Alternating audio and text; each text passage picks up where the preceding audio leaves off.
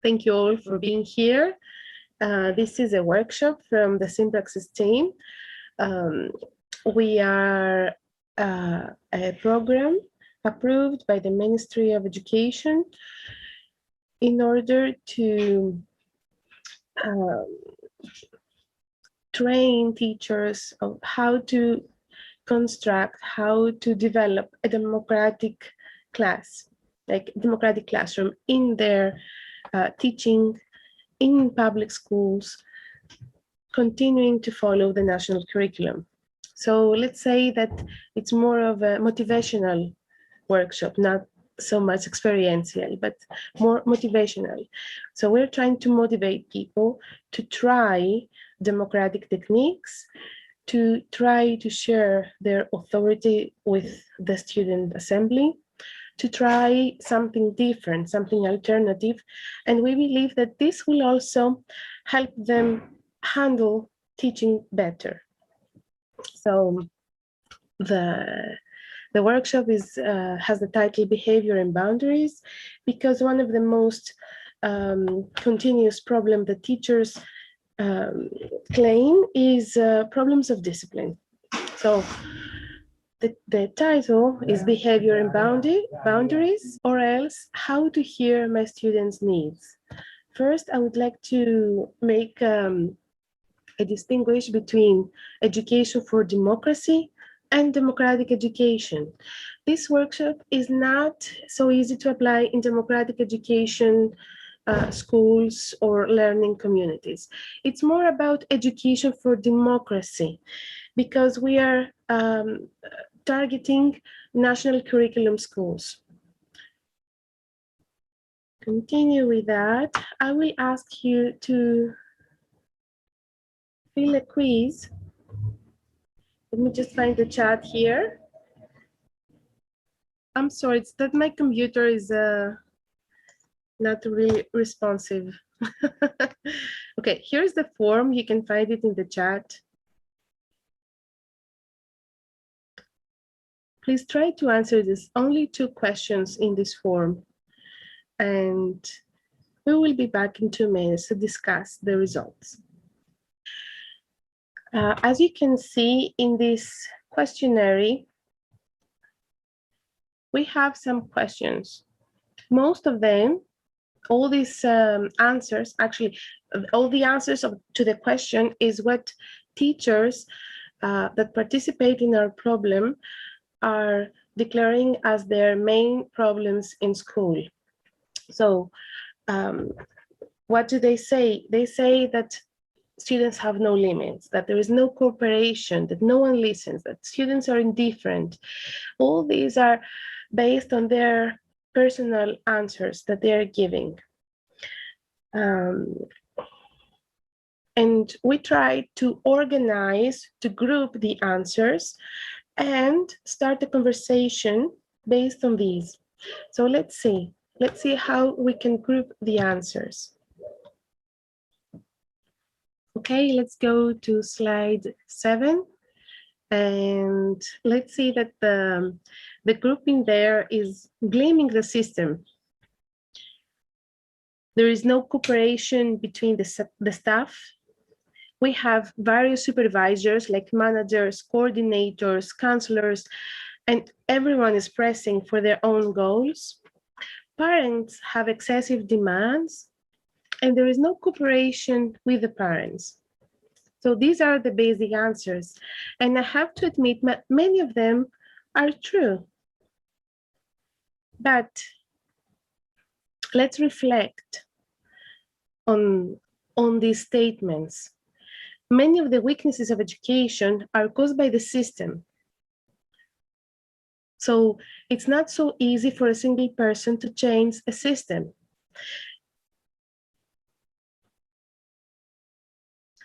What can we do? How can we act on this reality? A single person cannot solve a complex social problem on its own. So we can focus on what we can do. And the first step of what we can do is that we can organize ourselves and our actions with other teachers, with parents, with students, with anyone that is willing to cooperate in a synergetic way, and together we can demand the education we want. I think that this is very important to know, that we can demand the education that we want. We just can't do it on our own. The second slide is, well, the curriculum. Shame on the curriculum. Another topic to blame. Syllabus is demanding and I have to follow the syllabus. Textbooks do not respond to effective teaching, or there's not enough time to do free activities. All of them is true. All of them is true. Nevertheless, there is some flexibility. You don't really have to do every single comma on the textbook. And another thing is that even the most strict syllabus, it always gives you some flexibility on the method. You can choose the method that you want to teach the thing. Even if you cannot choose the topic, what will you teach? You can always choose how you can teach it. So there is an authoritarian way to do that, and there is a democratic way to do that. It's on your hands, and it's important for teachers to understand that they have this power. They're not powerless. Teachers are not powerless. Teachers have the power. They are the authority who can choose how they want to make the class, how they want to teach their students. So they can be the teacher who says, don't talk to your classmate, look forward, sit on your chair. They can be that teacher, or they can be an open mind, synergetic, emotional, encouraging, compassion teacher. So even the most strict syllabus gives you this liberty.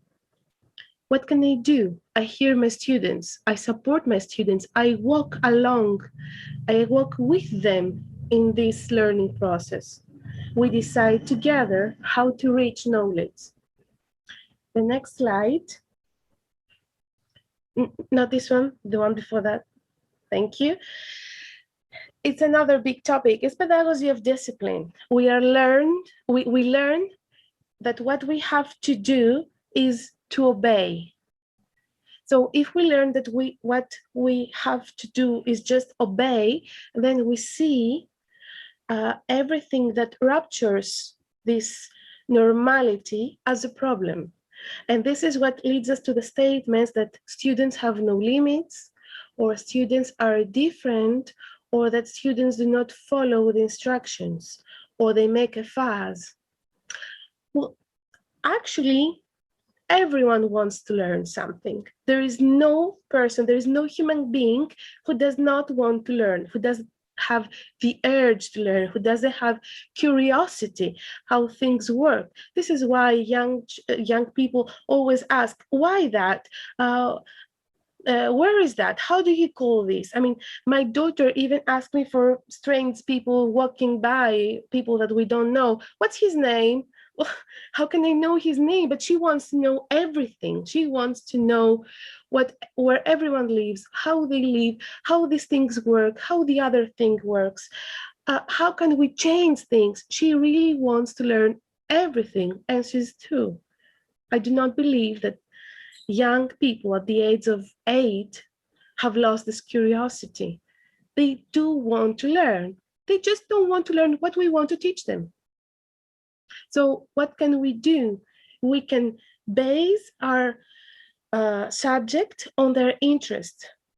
And since they are young and they really want to know the world, they have this clear view, the crystal clear view, and they really want to learn what is outside there. They definitely want to know what you want to teach them. You just have to find a way to make them understand that this is also an interesting topic. This is not with pressure. This is based on the interest. I cannot imagine any topic that students would be indifferent. like chemistry. I used to despise chemistry when I was a young person. And now I understand that everything that I look around me, everything is based on chemistry. Physics, explain the world. Mathematics is a new language. Music, theater, arts, everything, history. Who doesn't like stories? Who doesn't like history? The story that explains the world as it is now. History should be the most interesting, inspiring lesson. I mean, all these movies are based on history, and they have so much they really capture the interest of young students. Why can't a history teacher do the same? So what do we have to do? Teach based on the interest and motivate our students. Motivate, motion, emotion. We cannot learn being standstill. We cannot learn like that. This is not a way to learn. We learn with emotion and motion. So let's move to the next slide, to the 10th, please, Mar. Thank you. Okay, what is the first step? Well, the first step is hearing the needs of the students. We don't hear our students. We are used to follow the path that we know, but we never create a path with the group of students that we have in the classroom. So the first step is sit in a circle and talk. Listen and talk. And this is the core of democracy. This is the core of democratic education, to share, to listen. Every child and adult talks briefly about how they feel at home and at school, what plans they have for the day, if there is something that excites them particularly, or if there are any problems related to school. For example, the toys are not packed or the air condition is too high. Well, the dialogue cycle has a formal process. This is our proposal. Like, how can we have this hearing and interacting experience in a democratic way in our classrooms? Okay, first step, let's sit all together where we can see each other. Second step, let's hear, greet them, welcome them, greet them, and say, do you have any statement? Is this something that you want to share? How are you coming to the class today? Allow all these feelings to emerge in this public sphere, let's say, that is created in the classroom. Allow all this stirring to occur. Can we continue, please? So I have 3 questions for the participants of the seminar. Do you think that we have power over students? And is this power a bad thing? I would really want to hear your thoughts on that.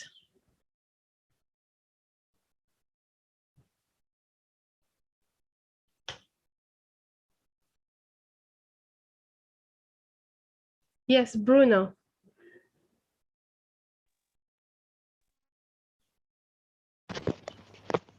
Hello, can you hear me? Yes, of course. Okay, great. Well, I think we do have power if we are thinking on a conventional school setting, just because of the role of the teacher. Traditionally, that gives us already a power that the system gives us, right? Just by putting us in front of the classroom and the students having to follow what we say as teachers. So I think it's important as teachers working in conventional school to think on how to relate to that power that the system is putting in our hands, and maybe try to make it more, I don't know, change it in a way that it's less harmful for for everyone in that setting. So in that sense, I don't know until what point it's a bad thing. It depends what we do with that power, right? So yeah, maybe that's my stand. So thank you, Bruno. So you say that it depends on what we do with that power, because yes, the system gives us, in a traditional national curriculum-based school, the system gives to the educator this power. And you're saying that the question is what the educator does with that power. Okay, thank you. I wanted to add, yes. I completely agreed with Bruno. And I'm also fresh out of a previous group meeting that was, we also talked about power. And so I recognize that every person really has the power to impact every other person that they meet and are interacting with. And so in that sense, and also when you take into account how easy it is to influence children, how the word is escaping me right now, but they're malleable, their minds are ready to be influenced. So we have the responsibility to limit the amount that we're influencing them, or to know where the boundaries are if they don't. Yeah, Maro? Yes, thank you, Jet. Thank you. So you say that it is our responsibility to have the power and set the framework. And to recognize when it might be inappropriate for you to be pushing in a direction. Mm-hmm. Yes, to know also your limits. Okay. Yeah. Thank you. Maro?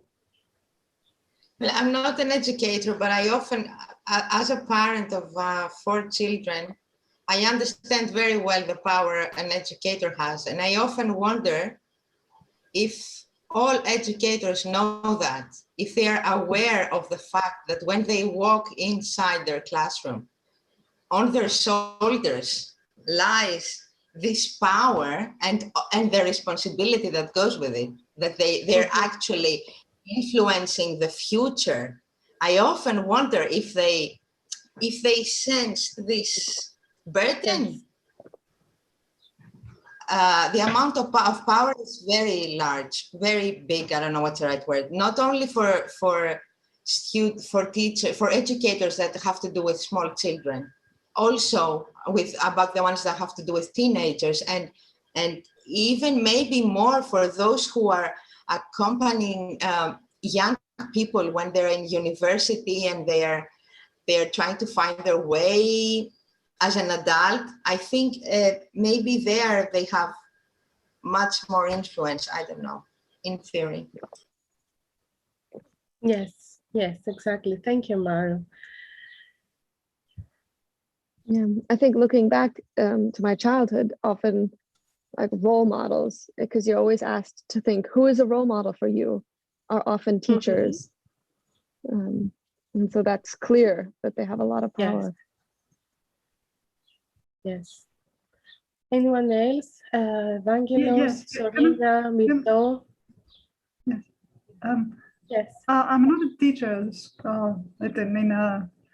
but I do have a similar role. That's what I want to say. As a mother, as a breastfeeding counselor in groups, talking about breastfeeding, as a university tutor occasionally, it's not bad to have a power. That's the next question. It's how you, not how you use it, how you understand it, to know what this thing means, what the influence is. Actually, what happens at schools, because I have a primary school kid, 10 years old, the power they have over their lives is frustrating to me. And the way the major effect they have in Greece is that they make kids hate education. They make them hate learning. They do not help them. They do not teach them in any way. And they do have the power to organize their lives. They spend so much time at school. So it's can be frightening. That's why all totalitarian regimes have used this power of education. But power itself, and it's not inherently bad. It's there By definition, if you're a parent, if you're a teacher, you do have power. You have to be responsible about it. That's the idea. Okay, thank you. Thank you, Mirto. Does anyone else wants to add something on power before we continue? Are we going to continue to the third question or move from the slide? First, I'm going to talk a little bit about these first two questions. Do we have power? Yes, we do. Do we have power over students? Yes, of course we do. And is it something bad? No. Thank God we have that power. Because that power is what makes us in a position to have responsibility and share the power. If we didn't have the power, if we were powerless, we wouldn't be able to be responsible for the framework, and we wouldn't be able to share this power. We are the role model, of course, whether we like it or not. And this is something very important. Even if we don't want to teach anything, they will still learn something from us because we are there and we are forced to interact for many hours a week. I often say that I have learned from my teachers what kind of education I don't want to have. And this is also a very important lesson. So we do have the power. What we need to do is to give meaning to that power. Is it power for oppression or is it power for emancipation? You cannot have emancipation without power. You definitely want to have power in order to emancipate the person in front of you.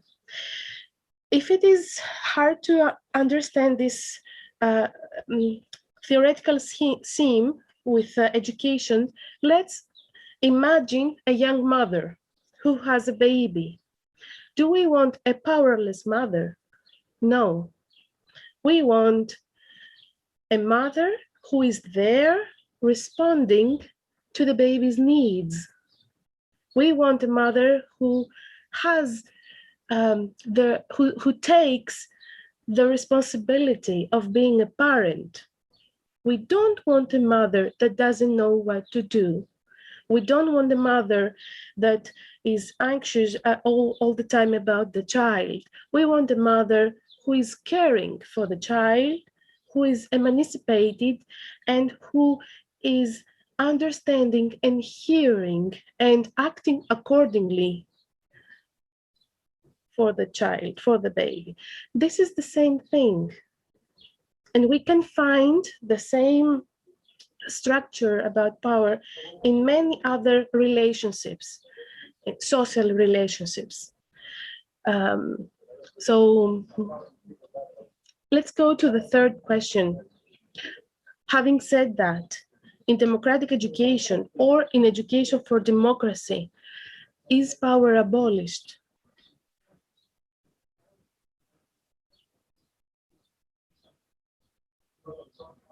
If let's say that we had to answer this question with a statement, what would we say? Yes, Power Jack? is multiplied. Power is multiplied. Yes, thank you. Bruno. I would say that power is shared and also justified. So Yes. so young people have also the, how do you say, or when adults have maybe the power, young people maybe share that feeling and it's not just given by a ultimate entity or something like that. Mm-hmm. Thank you. Thank you. I would say the same with Bruno, shared, like distributed. The power is in everyone. Mm-hmm. Yes, you said it before, Christiana, it's shared. but I'm not sure that responsibility should be shared. Some of it should be shared. So kids become more responsible, but the main responsibility belongs to the teacher.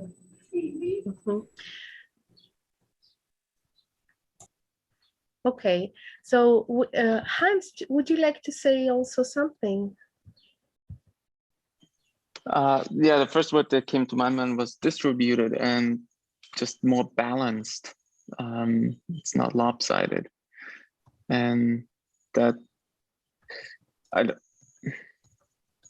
it's definitely multiplied, but not like everyone has the same, so to speak, power and weight about everything. That's why you have like different committees or different groups who are responsible for different aspects. Okay, thank you all for these answers and for the insight. Mara, can we continue with the slide? Thank you. Okay, so we have here some addresses of the Padlet. Democracy is the social arrangement that we have decided as a society that suits us best. Like, it's a social arrangement. We gathered together and said, you know what, folks, let's choose democracy.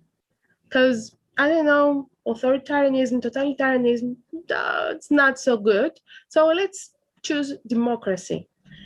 It's not so simplified, yet it is a choice. Nevertheless, this democratic society, this choice that we have made, it's not a reality yet. I mean, we chose it, but we don't know how to get there. So we have to walk a way to reach democracy.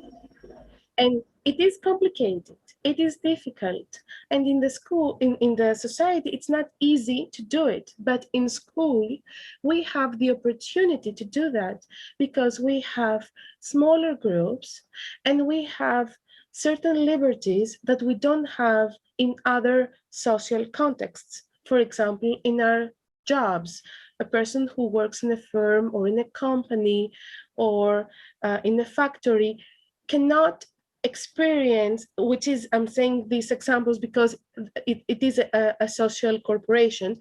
Nevertheless, we don't have the possibility to experience democratic way of living. So the idea was to share the Padlet and, let's say, give 5 minutes to write what we think that means to live together. What does a living together democracy mean? How can we coexist? Is it possible, Mara, to share the link? Okay. So here is the Padlet. Click on the link and you can write, what does coexistence mean to you? What does living together mean? Because this is what democracy is about. It's about a way to live together. Okay, we're getting to have some answers. Interdependence, shared social lives. We build trusting relationships, appreciating the innate intelligence of our differences, trust. When we do that in Sympraxis, we realize that most educators, they do have the knowledge. They do know how they want to live together with the rest of the people and with their students. But they don't really know how to do that in the classroom. How to make this a reality, a school reality. So, Mara, can we go please to slide number 19? Thank you. So our answer to that is, well, for a start, let's sit on a circle. And to coexist, to trust, to understand our differences, first thing we need to do is to sit in an equal way, in a democratic way, where we can see each other, where we can share this power, where we can distribute power, and where we can coordinate, still having the responsibility, but we can coordinate a talk. Active listening is the first step. Speaking, telling what you want, develop a language for your desires. All these are very important lessons that we can have inside the classroom. Can we continue, please, with the slide? Why in a circle? Because it is a democratic space where we can look each other in the eye and we can hear all voices with a sense of equality. The practice of the circle often leads to more creative choices, wise decisions, and actions. Can we continue, please? How do we do? We said earlier, we welcome, we put the circle, we greet the students, we make the agreements, we say, this is our circle, this is our safe space, no violence is allowed. We are here to listen and to learn. We can have a coordinator. We don't always have to coordinate the discussion. We can have a coordinator. We can have a facilitator of the speech. And of course, it is very important to have a closure, because when we share, at the moment that we are sharing, we are opening ourselves. We cannot leave that open. We have to make a closure. It is a caring process. Can we continue? What are the aims? We emphasize the person as a whole. We create a bridge from the private sphere to the public. Because in the private sphere, whatever a person feels is private and personal. It maybe feels lonely in this process and isolated, but once it is shared, it is public, and then it can be held by the rest of the group. Other aim, to create relationship, to create emotional closeness in the school, to create a community. We can, just by the circle, we can transform a traditional classroom into a learning community, a caring learning community. And also we give the necessary space and time to the individual and to the team. So, Mara, can we continue? Thank you. So what do we say? What's the proposal that we make? Try the circle, try to share your authority, try to share that power, facilitate students to listen and to talk. Ask them, how are you today? How are you coming in the class? What are you feeling? Does someone has an announcement to make? Something that happened earlier? And finally, we ask, does anyone have a complaint to make? And of course, we always give time to the closure. Okay. So this is our proposal. This is what we train teachers to do, one of the techniques. So thank you for your participation. So, any questions? Okay, there is a question, would you be doing that circle every time, every day? this is what we propose to the teachers. So they decide how they want to use it. Maybe they want to use it, for example, every Monday. We have teachers who see the group of students only once a week, like drama teachers, for example. Yet they can practice the circle, even though they see this classroom only once a week, because the drama is once a week. Or music teachers, twice a week, they have the class. They can still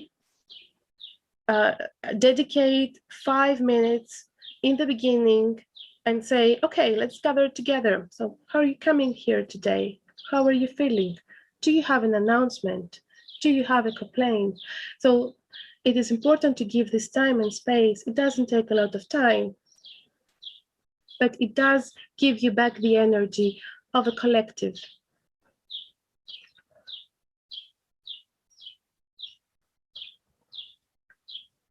You want to say something about the Sympraxis project, Christiana? Yes, of course. Well, the idea started 5 years ago in a EUDEC conference in Paris. And the next year, there was a program approved by the Ministry of Education. It is 4 years now that we are training teachers and educators and whoever is interested in democratic techniques with the goal to transform a traditional classroom into a democratic classroom. So this is the Sympraxis program. We are always wanted partners in this journey from Greek schools and also from democratic schools abroad. So if anyone is interested to collaborate with us, we'd be more than happy to get in contact and see what we can do together.